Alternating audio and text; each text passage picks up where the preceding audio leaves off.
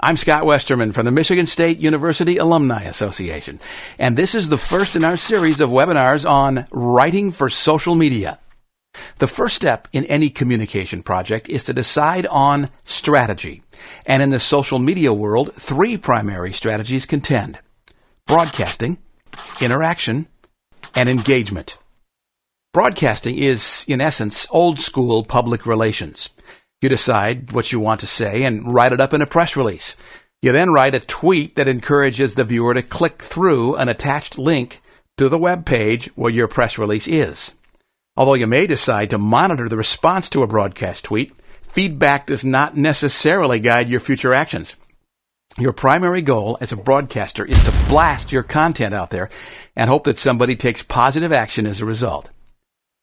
The person who sends out your message is almost always anonymous, and the brand is focused on the company, not the individual team member who is doing the work. Interaction is a transactional approach to social media. It's basic customer service. Someone posts something about you, your organization, or your company, and you reactively respond. Once you address the concern, that's the end of the relationship. Think of a bot when you think of interactive social media. Someone spits out a sentence, your bot analyzes it and answers. Interactors are more likely to catalog transaction types, look for trending topics and issues. This information might guide a conversation on process improvement, pricing, or communication style, but it doesn't dig deeply enough to understand your customer's motives and deeper needs. The interaction strategy may or may not include associating an individual company team member with the social media brand. Often, many team members are involved in the transaction, but the customer rarely remembers who they are. A social media strategy that focuses on engagement is all about building mutually beneficial relationships. You seek to understand the deeper motivations of your audience, to discover the brand promoters among your users, and turn unhappy customers into brand fanatics who drive traffic to you, advise you on improving service processes, and enhance the quality of your product. Often, an engagement approach involves a tightly knit team of voices who become well known to your target audience as individual personalities.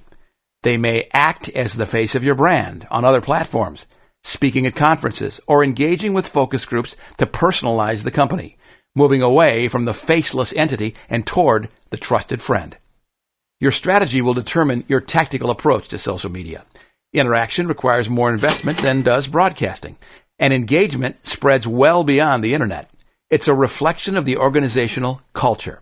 If you're doing it right, the engagement model can provide valuable feedback to improve how you serve and increase your market share. What are the operational requirements for each of our three strategies?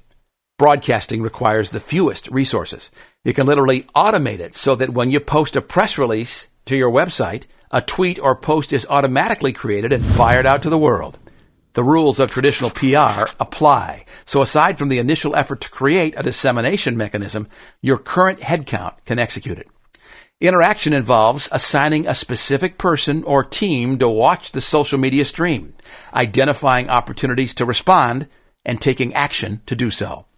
Part of the job involves aggregating and analyzing what is being said and providing senior leadership with a summary. The size of your customer service team is dependent on the volume of traffic you expect and the response time standard you set. An engagement approach may lead to identifying a group of evangelists who have distinct and popular personalities. Readers know them by name, and they know many of the readers by name too. They are often interviewed in the press about your social media effort and sit at the strategy table as valuable voices that provide input on the future direction of your overall efforts. Which strategy is right for you? It all depends on your objectives. Traditional news organizations tend to be broadcasters. They may seek feedback, but gather it through more traditional means, via a comment section on their website. Interactors are an extension of your customer service team. They usually work on shifts and handle customer issues using legacy support tools, filling out trouble tickets, pointing people to online knowledge bases and FAQs, and providing updates as needed. When the ticket closes, the relationship ends until the next incident. Engagement is the approach that visionary companies take.